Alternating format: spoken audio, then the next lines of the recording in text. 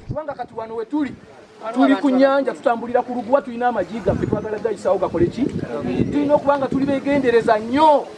kuba okulemererwa kwaffe bangi abakukoze eki abakulinze obanze nina obuzibu nejyomusegawa si wano kuba bulina ne mayinja tebuli si wano bwe tuva wano tugende tutudde mu ntalo zaffe okitegedde okuwaza abantu batukulembedde bantu batukulembedde bakukulembedde bwe tuba tulonze komiti tusalewo tulonze komiti olw'ensonga tulaba nti waliwo obusobozi bwe balina olumu n'okutusingako si bwe kiri kakati bwe tuba tubasindiseeyo tubawe n'omukisa waliwo bibajja otusalirawo kubanga ebiseera ebisinga kasita okkiriza okukola ekintu kyaffe nga tokoze kintu kyange ebiseera ebisinga okukola byotakkiriza kola ki kasita ogamba nti kyaffe okujyawo nga kyange bwe kiba kyange you have the right of saying I want this or I want that bwe kiba nga kyaffe osobola okutebolinga issue yo ne mugidiscussingako akakiiko bekagaana ne kaba nga kakoze eki so si kagamba nti abo bali bwe bati batukoze bwe bati abo bakoze bwe bati eyandikuyambye ojja mumalamu amaanyi nga gwe tolina kyosobola kutambuza kigende mu maaso byebyange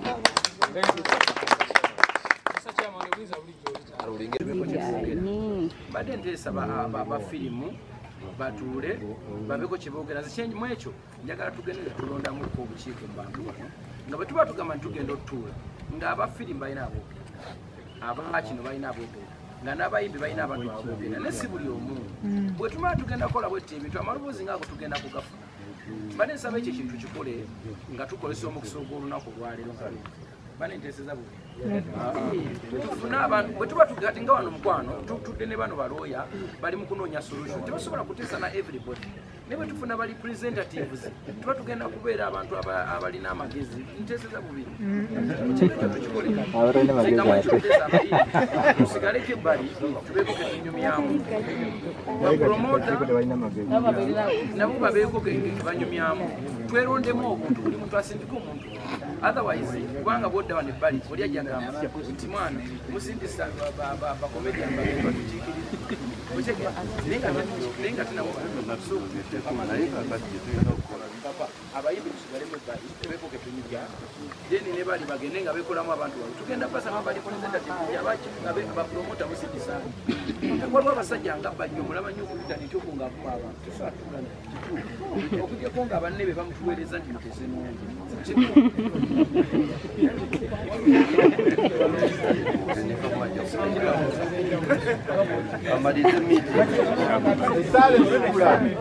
govern art. This week a few things came up. There are regulations that are going to be imposed to artists. So we have been sitting as a group to see how we go about it and to see the benefits of it, and if they are hindering our services, how we can direct it so that every artist benefits from the sector positively. Okay, how have you resolved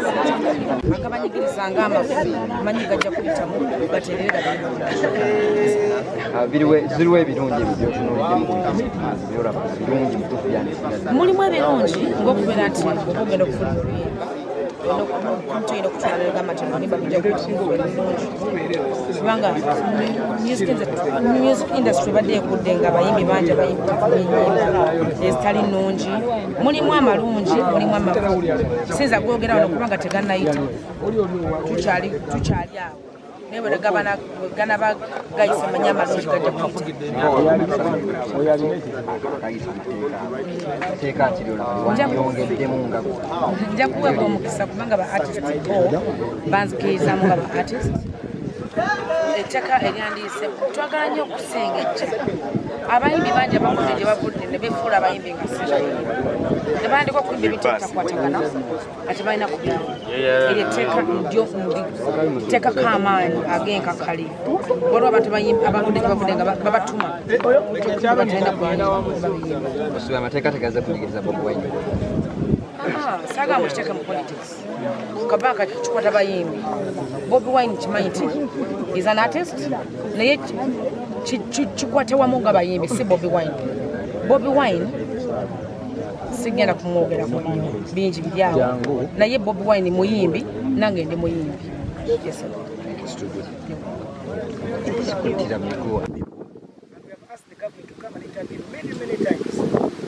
tewali gavumenti yali tumitinze baminisita ku national theatre tumitinze ba commissioner ku national theatre okutugezezaako okumenyera tulunga n'emirimu gyaffe kubanga ensi endala nyingi nnyo gavumenti byekolera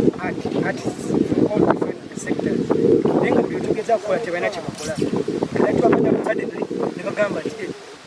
bagala kulinungamya without a consultation ate nga ebintu ebibadde bitukusinga fena across the board tekiri mu dekolero because ekisinga twagala tugere give and take nti gavumenti egalaga kuleeta teeka naye nga tufe artists tufunira wola how are we protected eteeka lye baleeta liringa erinyunyunta just tebalina ngeja protected in this case gavumenti erina kyesponsoringa art tewali ensi zonna from America, Kenya, there's a package from the budget, national budget, around artists, this kino kigenda ba artists, bobe na proposal, oli bannakatemba, oli bayimbi, oli musizi, oli sculpture, some fund that you can access if you really did a good proposal. You take a bidding. So those are things, technically rushed. Those are things we want to sit down to negotiate again. Tugame fine, mule technically, na yeye ateka tifeva artists tunafunira wa betwasaba edda bibino kubanga n'aba tusinga n'abaliwo edda bali babisabada kuba because eteka liriwo ekadde nnyo 43 banja babadde nga bagala likyusibwa naye nga terikyusibwa ate kati bali kyusiza nga consultation teziri ddala batadde ne ultimatum tino weeks 2 bali basingiddwa which is fe kuside yaffe era kyetukiza mu meeting eno okugezaako okulaba nti ekintu kitwala empolampola stakeholders bonna art babeere consulted ekintu kiveemu nga tugamba kigenda okubanga ensi ekyuse. Art is the new employment base. In Nigeria, it's the second biggest income earner for the country in the economy after oil. President yabade ku graduation n'agamba abantu bajoininge comedy. Neba namujoininga batya nga sector tebaji streamlining tebaji supporting. So those are things we want to sit down. We are not fighting the government. You have to check on the record. We are not fighting the government. We are here to negotiate for the arts, for the betterment of the country. Kubanga kana president we achirabe chembe mtekyali kuti katugenda somero ojafuna mugenda somero medicine ojafuna mulimu kwa tebikyaliwo emirimu giri eno. So we want the government to come and put a lot of resources, a lot of pressure with us because we are the experts. We've been here and tewali yandeta wano tewali government yenga matano kuzanyekateka hata tewali yamuita kyagenda yimbe tewali mutakola film ne John. We all took it upon ourselves, but imagine singa government ebawo negamba taddewo fund eno tutaddewo budget we are budget abakola art abaina we would be very fast. So these are the things we want to do. Tetulwana we want to sit down and have an amicable discussion with everyone across the board. Tugenda kuiseteeka nga terinyigiriza nga neja siriyamba nsi kukula.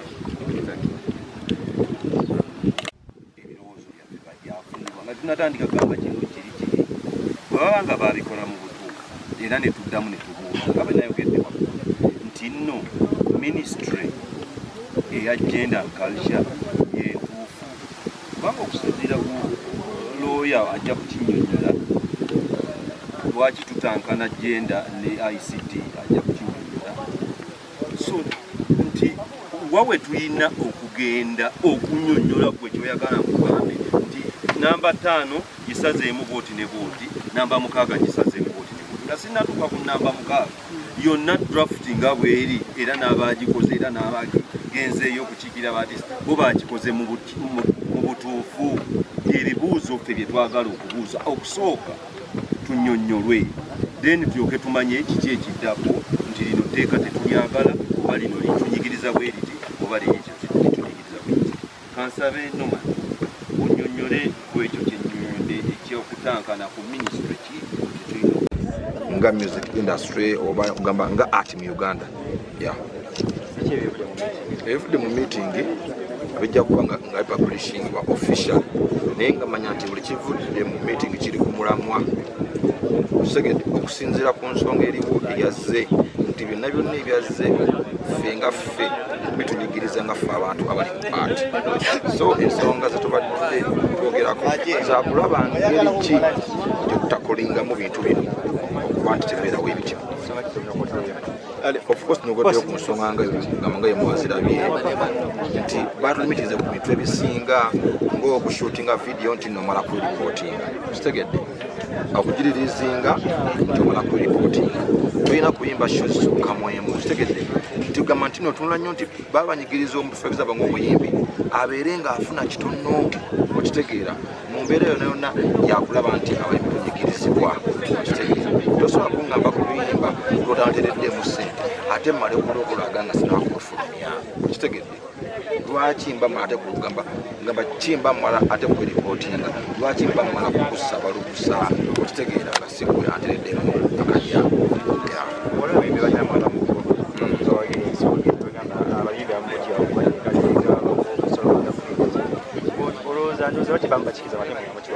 abo babeera nga bakifunye bubi kino ekintu tebannakifuna bulungi ekintu kyo tekiri politiko tekiri ki tebanakukyetooloola bulungi maybe tebanakukiwa time okitegeera naye nga kinyigiriza buli muntu amanyi nti ali mu art buli muntu nga artist olina bwanaagamba nti kinaye bwanadda mu kisenge kye ajja tulabe nga kimunyigiriza okitegeera nze gamba nti just because tebanakukiwa budde but when they give it time bajja kitegeera